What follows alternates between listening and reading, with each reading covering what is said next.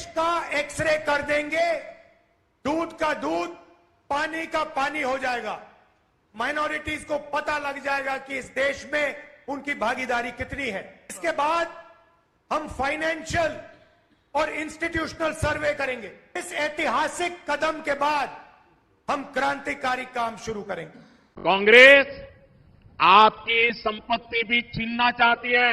Congress x ray कराने वाली, x ray मालूम है ना, उनके नेता बोल रहे एक्सरे करेंगे और आपके लॉकर में क्या पड़ा है वो खोज के निकालेंगे, आपके घर में क्या पड़ा है वो खोज के निकालेंगे।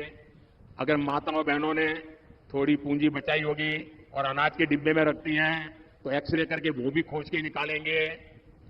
लॉकर में रखे आपके गहने हो, महिलाओं का मंगलसूत्र हो, कांग्रेस सब कुछ खोजने में लगेगी और फिर कहती है हम इसे छीन लेंगे और फिर उसको बांट देंगे।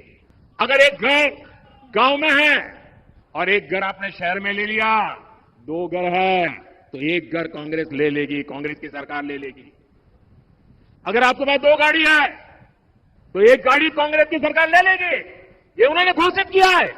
आपसे ये सब कुछ छीनकर कांग्रेस अपने वोट बैंक को देना चाहती है। एससी, एसटी और ओबीसी के लिए जैसे मेरे भाई हर जगह कहते हैं, पूरी गिनती की जाएगी पूरे देश में कि कौन किस जाति की कितनी कितनी आबादी है, सिर्फ आपकी नहीं लेकिन सबकी, और कौन कितना कमा रहा है, और उसके तहत फिर नई नीतियां बनाई जाएंगी। 4 में जैसे ही कांग्रेस की केंद्र में सरकार बनी, उसके सबसे पहले किए गए कामों में था, सबसे पहला काम था चुनाव जीतने के बाद आंध्र प्रदेश में एससी एसटी के रिजर्वेशन में से कमी करके मुसलमानों को रिजर्वेशन देने का प्रयास।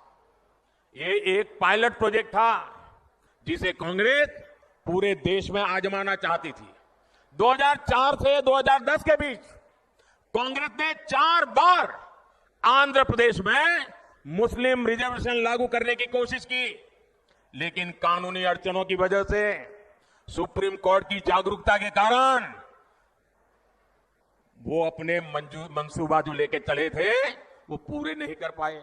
लेकिन कांग्रेस ने संविधान की परवाह नहीं की, बाबा साहब आंबेडकर की परवाह नहीं की।